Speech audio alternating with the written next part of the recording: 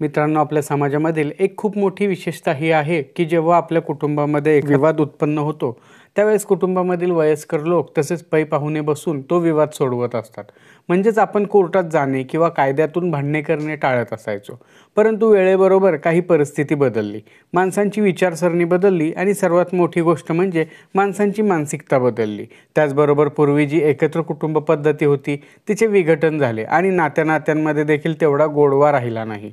परंतु ज्यावेळेस आपापसामध्ये वाटपासंबंधाने काही अडचण किंवा विवाद उत्पन्न होतो त्यावेळेस आपण कौटुंबिक व्यवस्था म्हणजेच फॅमिली सेटलमेंट करून घेतो की ज्यामुळे आपल्या कुटुंबामध्ये वाटपाच्या अनुषंगाने भविष्यात वादविवाद उत्पन्न होत नाही. किंवा आपण असेही म्हणू शकतो की ज्यावेळेस आपापसात चर्चा करून विचार विनिमय करून सर्व प्रॉपर्टीचे वाटप करायचे ठरले असल्यास काही अशा कायदेशीर बाबी असतात की ज्या विचारात घेणे अत्यंत महत्त्वाचे ठरते. नाहीतर ते वाटप जर एखाद्या सहहिस्सेदाराने दिवाणी न्यायालयामध्ये आव्हानित केले तर ते कोर्ट वाटप रद्द ठरवते. असे वाटप रद्द होऊ नये किंवा कोर्टाने ते रद्द ठरवू नये यासाठी आपण काही काळजी घेतली पाहिजे किंवा आपण वाटप करून घेण्याअगोदर काही कायदेशीर बाबी लक्षात घेणे आवश्यक असतात. आजच्या व्हिडिओमध्ये आपण अशाच काही महत्त्वाच्या आणि कायदेशीर बाबी पाहणार आहोत की ज्या बाबी आपण आपापसात वाटप ठरवताना लक्षात घेतल्या पाहिजे, किंबहुना त्यांची त्या वाटपाचे कामी अंमलबजावणी देखील केली पाहिजे.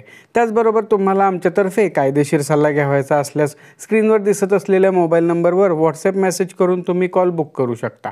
त्याचबरोबर तुम्हाला आमच्यातर्फे भेटून बोलायचे असेल तरी देखील स्क्रीनवर दिसत असलेल्या मोबाईल नंबरवर व्हॉट्सअप मेसेज करून भेटण्यासाठीची अपॉइंटमेंट तुम्ही बुक करू शकता. नमस्कार मित्रांनो, कसे आहात सगळे? स्वागत आहे तुम्हा सर्वांचे माझ्या यूट्यूब चॅनल लॉ ट्रेझरमध्ये. मित्रांनो, अनेक वेळा आपल्या कुटुंबामध्ये प्रॉपर्टीच्या वाटपासंदर्भाने वाद निर्माण होऊ नये म्हणून कुटुंबातील वयाने मोठे असलेले लोक कौटुंबिक व्यवस्थेतून म्हणजेच फॅमिली सेटलमेंटमधून वाटप ठरवतात. तर हे वाटप ठरवताना कोणकोणत्या कायदेशीर बाबी लक्षात घ्याव्यात याबाबत आपण आता माहिती घेऊयात. आता यामध्ये पहिला महत्त्वाचा मुद्दा आहे की तुमच्यामध्ये वाटपासंबंधाने साधक बाधक चर्चा झालेली आहे आणि त्यामध्ये हे ठरलेले आहे की कोणाला किती, कसा आणि का हिस्सा द्यायचा आहे. या सर्व गोष्टींबाबत एक लेखी फॅमिली सेटलमेंट ॲग्रीमेंट तयार करून घ्यावे. कारण लेखी ॲग्रीमेंटला जेवढी किंमत असते तेवढी किंमत तोंडी ठरवण्याला नसते. मग आता या वाटपामध्ये तुमचे चुलते येऊ शकतात, तुमच्या आत्या येऊ शकतात, एखादी व्यक्ती हयात नसेल तर त्यांचे वारस देखील येऊ शकतात. मग आता तुमच्यामध्ये वाटपासंबंधाने ठरलेल्या सर्व अटी शर्ती एका कायदेशीर साच्यामध्ये बसवणे आणि असा कायदेशीर करार रजिस्टर करणे अत्यंत महत्त्वाचे आहे. कारण जर समजा तुमचे झालेले वाटप एखाद्या कोर्टासमोर गेले तर ते बेकायदेशीर ठरवले जाऊन तुमचे संपूर्ण वाटप रद्द ठरवले जाऊ नये. त्याचप्रमाणे समजून चालले की तुम्ही ते फॅमिली सेटलमेंट लेखी तयार केले तरी देखील त्यामध्ये नमूद काही अटी व शर्ती असतील त्या एखाद्या कायद्याच्या विरुद्ध असतील तर त्या बेकायदेशीर अटी आणि शर्तींच्या मुद्द्यावर देखील तुमचे वाटप रद्द ठरवले जाऊ शकते. अनेक वेळा असे देखील होते की कुटुंबामध्ये पूर्वीपासूनच एखाद्या प्रॉपर्टी संबंधाने काही वादविवाद असेल तर त्या बाबतीत देखील तुमच्या त्या ॲग्रीमेंटमध्ये लिहिणे आवश्यक आहे. त्याचबरोबर एखाद्या प्रॉपर्टी संबंधाने भविष्यामध्ये काही विवाद होण्याची शक्यता आहे असे वाटत असेल तर ते देखील नमूद करणे फायद्याचे ठरेल. आता हे त्या कुटुंबाच्या बाबतीमध्ये जास्त घडते की ज्या कुटुंबामधील प्रॉपर्टी एका व्यक्तीच्या नावावर असते परंतु ती प्रॉपर्टी घेण्यासाठी पैसे त्या कुटुंबातील सर्व व्यक्तींनी दिलेले असतात. त्याचबरोबर जे ॲग्रीमेंट तुम्ही बनवणार आहात ते कोणत्याही प्रकारे आणि कोणत्याही कायदेशीर तरतुदींशी विसंगत असे नसावे. म्हणजेच तुमच्या ॲग्रीमेंटमधील कोणत्याही तरतुदीचे वाचन करताना ती तरतूद एखाद्या कायद्याशी विसंगत दिसू नये. थोडक्यात सांगायचे झाले तर इंडियन कॉन्ट्रॅक्ट ॲक्टमधील तरतुदीनुसार तुमचे ॲग्रीमेंट असावे. ते इंडियन कॉन्ट्रॅक्ट ॲक्टच्या तरतुदींशी विसंगत असे नसावे. कारण जर तुमचे ॲग्रीमेंट इंडियन कॉन्ट्रॅक्ट ॲक्टच्या विरुद्ध असेल तर कोर्ट त्या ॲग्रीमेंटमधील जी तरतूद किंवा संपूर्ण वाटपच रद्द ठरवू शकतात. आता आणखीन एक गोष्ट इथे ही लक्षात घेण्यासारखी आहे की समजा तुम्ही त्या ॲग्रीमेंटमध्ये लिहिले की अमुक हा हिस्सा रमेशला जाईल, अमुक एवढा हिस्सा सुरेशला जाईल, परंतु असे फक्त लिहिले म्हणजे तो हिस्सा त्या दोघांना मिळाला का? तर नाही. तो हिस्सा त्या रमेशला आणि सुरेशला मिळण्यासाठी त्या प्रॉपर्टीचे ॲक्च्युअल हस्तांतरण होणे कायद्याने आवश्यक आहे. मग जोपर्यंत हे हस्तांतरण होत नाही तोपर्यंत या सर्व त्या ॲग्रीमेंटमध्ये लिहिलेल्या अटी व शर्ती असतात. या अटींव्यतिरिक्त त्या काहीच नसतात.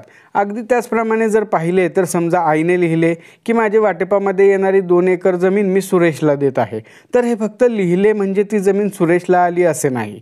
त्यासाठी तुम्हाला त्या आईचे हक्क सोडपत्र त्या सुरेशच्या लाभात करावे लागेल. म्हणजेच रजिस्टर हक्क सोडपत्र करावे लागेल.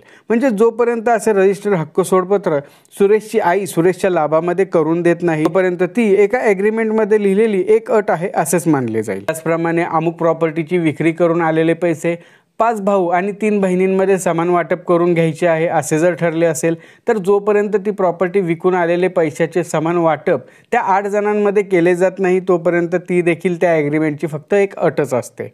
आणखीन एक महत्त्वाची बाब अशी देखील आहे की ज्यावेळेस असे ॲग्रीमेंट तयार केले जाते आणि त्याद्वारे वाटप ठरवले जाते तर अशा वेळेस सर्व सहहिस्सेदारांना काही ना काही हिस्सा दिला पाहिजे। नाहीतर आपण असा विचार करतो की आत्या वयस्कर झाली आहे तर आता ती काय करणार वाटप घेऊन, आणि आपण त्या आत्याला हिस्सा न देता अन्य सहहिस्सेदारांना प्रॉपर्टीचे वाटप करत असतो आणि आपण नेमके येथेच चुकतो। कारण ज्या आत्याला किंवा ज्या व्यक्तीला तुम्ही हिस्सा देत नाही त्याच व्यक्तीचे वारस भविष्यामध्ये त्या वाटपाबाबत वाद उत्पन्न करून झालेले वाटप दिवाणी कोर्टामध्ये आव्हानित करतात आणि झालेले वाटप रद्द देखील ठरवून घेतात आणि त्यामुळे आपण अडचणीत येत असतो। त्याचप्रमाणे जो हिस्सा तुम्ही एखाद्या सहहिस्सेदाराला देत आहात तो हिस्सा त्याला का देत आहात आणि तेवढाच का देत आहात हे जर का आपण त्या ॲग्रीमेंटमध्ये लिहित असू तर आणखीनच चांगली गोष्ट आहे। त्यापुढील आणखीन एक महत्त्वाची बाब म्हणजे वाटप ठरत असताना जर एखादा सहहिस्सेदार असे म्हणत असेल की मला त्या प्रॉपर्टीमधील काहीच हिस्सा नको, तरी देखील त्या हिस्सेदाराला त्याच्या वाटपामध्ये येणारा हिस्सा त्या ॲग्रीमेंटमध्ये दिला पाहिजे। हवे तर पुन्हा त्या हिस्स्याबाबत तुम्ही रजिस्टर्ड हक्क सोडपत्र वगैरे करून घेतले तरी चालेल। यामुळे काय होईल की असे तुमच्या ॲग्रीमेंटमध्ये दिसणार नाही की एखाद्या सहहिस्सेदाराला हिस्साच दिलेला नाही। आता आपण या प्रकारच्या ॲग्रीमेंटला कायदेशीररित्या किती मान्यता आहे हे देखील पाहणे गरजेचे आहे।